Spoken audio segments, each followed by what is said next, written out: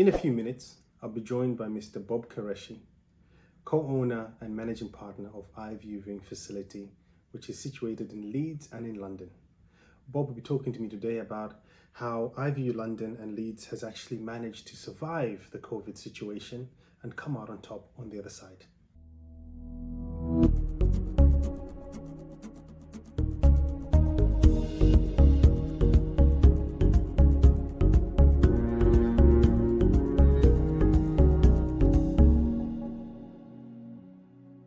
So, Bob, thank you very much for taking the time out and actually joining us for this show. There's a lot of people that have a lot of questions out there, including people that want to know about the COVID situation, the pandemic, how market research has reacted. But more importantly, Bob, people like you who own viewing facilities in Leeds and in London are good people to give feedback on this, because obviously you know what kind of bookings you're having, what trends have been going on. So it's very interesting to have a chat with you today. So Bob, my first question really, for those people that do not know iview and don't know maybe much about viewing facilities or London's situation, could you tell us in a brief description, what is iview? How did you come up with the name? What do you guys do and how do you service the market research industry? Thank you, Peter. First of all, I'm delighted to be part of your show. I'm going to call it the Peter Chulu Show, because I think you're a wonderful, wonderful host and a great ambassador for the market research industry as a whole. iview, I mean, it is what the name suggests. You as a person, view, you look at something. And so when we were coming up with the name of our organization and what we wanted to call it, 4 or 5 of us got together and said, okay, let's do a brain dump. The way we might run a market research study to find a name of a brand or a product, and we put all the attributes around it that would best describe what the product does, what the brand does. And then we came up with the word I and view. We are a bespoke, professional viewing facility in that we have rooms that are available for clients to run focus groups, depth interviews, gang surveys, anything in the market research industry where you want to have a group of people that collaborate, discuss, share ideas, thoughts and views.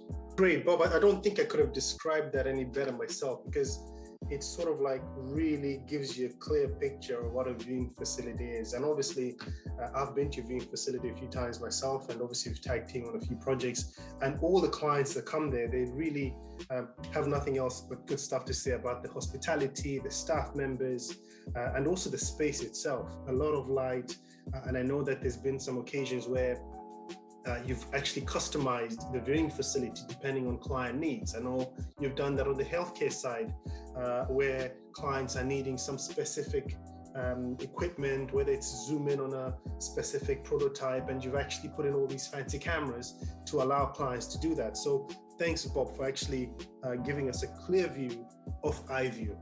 One of the things that I've been wondering myself, Bob, and I think I haven't had time to catch up with you on this, is that as the whole COVID thing was going on, and now obviously we hope to be seeing the tail end of it, but obviously we're not fully out of it. But how have you tracked the industry? So for example, I've always been asked by clients, how is face-to-face research happening in the UK, right? So what best person to ask than Bob Qureshi, who actually owns one of the best viewing facilities in London and in Leeds?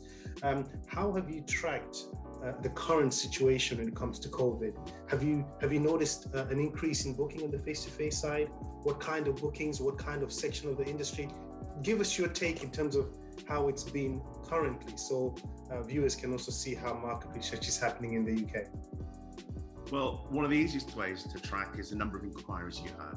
When the pandemic started, we had many bookings in place, and slowly, like dominoes, they all got cancelled because by government law, you weren't allowed to meet with anyone. When the doors opened up, and it really has been the last 6 months to say, I'd say from October, fully opened, allowing more inquiries to come in, because we have to understand that the clients we work with have a timeline from when they want to commission a project. So a brief goes out, it goes out to the marketplace, then they've set the motion in place, and by the time it comes to us, it can be 6 to 8 weeks before the booking takes place here, and the inquiry might be 2 or 3 weeks earlier. The inquiry levels have tripled from, I would say, last September of last year. The number of bookings have now doubled.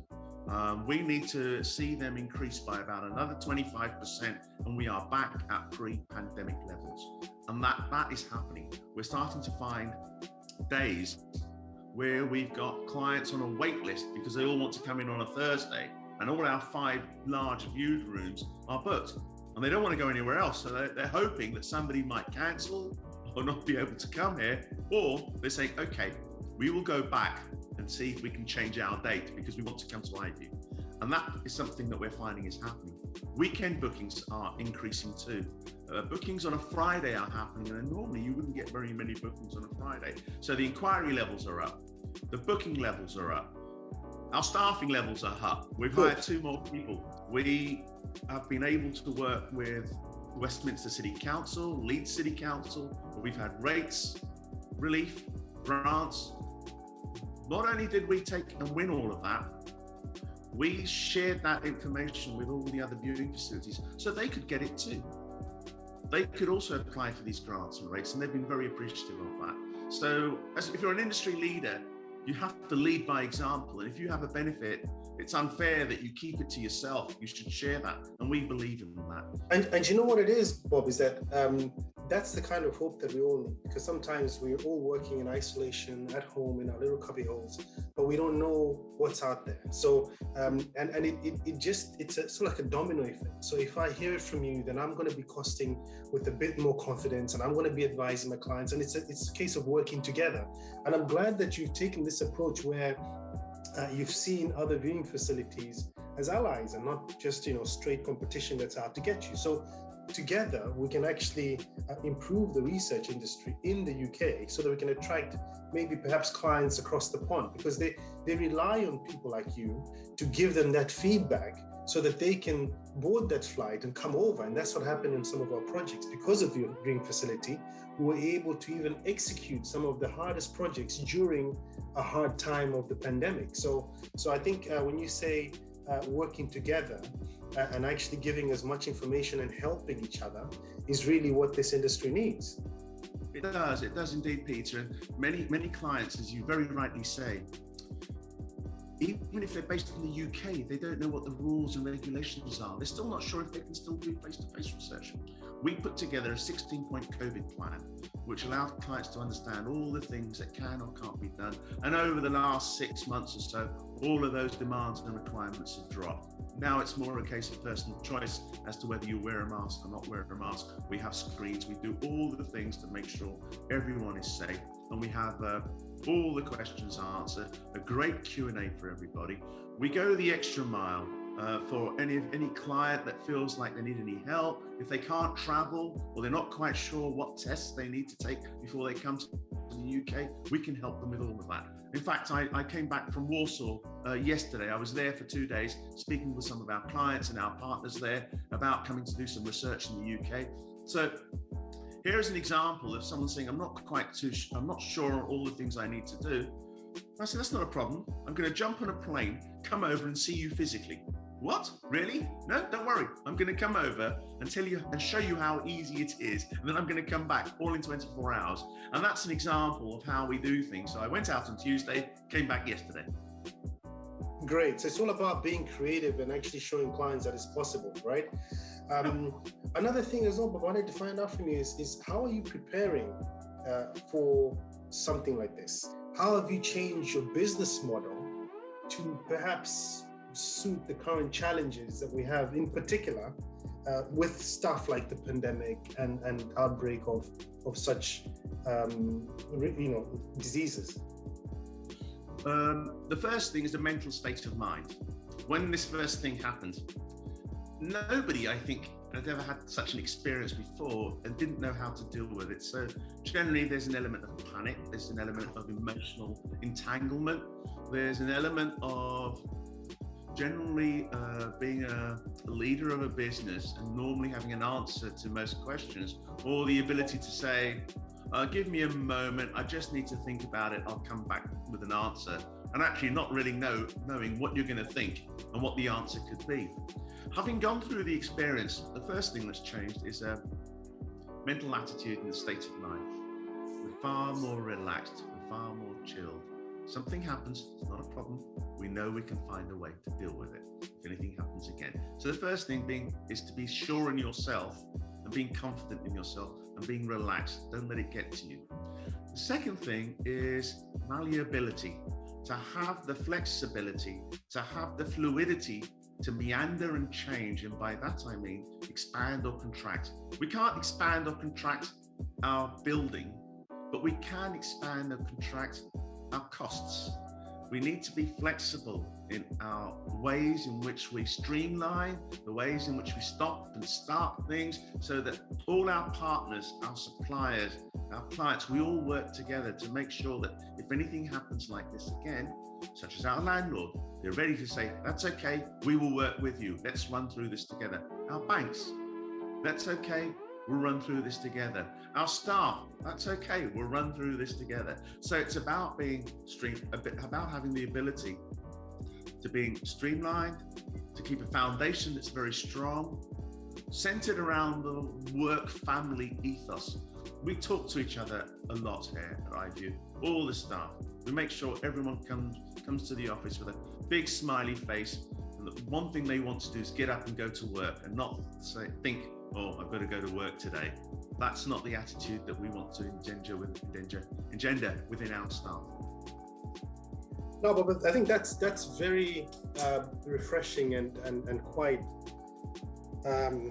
interesting to hear, because unless we're talking about the same challenges that we're facing, and unless we're sharing the struggles that we're all going through and how we're going through them, it's very easy to think that you're alone in this all.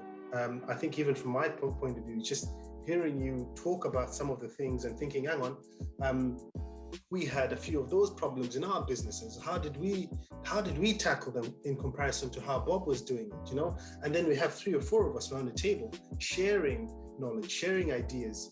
And I think we should be coming out of this better than how we actually entered in. Because one of the things that I've seen, Bob, is that it's bringing us closer. For example, even this interview now, I was too busy before working and not really thinking that everything is okay and we'll never have this kind of crisis, that I never had enough time to really put my feet on the ground and say, hang on, are you having the right conversations? Are you talking to the right people? Are you helping? Are you giving back? So I just find that I'm coming out of it, if I may say so, coming out of it, if that's even a situation we're in, a much different person than I was when I went in. And that's what I'm taking away from it. So it's interesting to get your point of view, Bob, and actually hear how iview has somehow swum through these times. And we hope that this 25% that you're trying to close in now, we hope that should, come in very, very soon, and you should be seeing the same fruits that you saw before you went in. So, Bob, on that note, I want to really thank you for taking the time out of your busy schedule. Thank you for joining us today. And I really, really hope you see the fruits of your hard work in tenfold in the months to come. Thank you very much. It's been a pleasure. Thanks, Bob.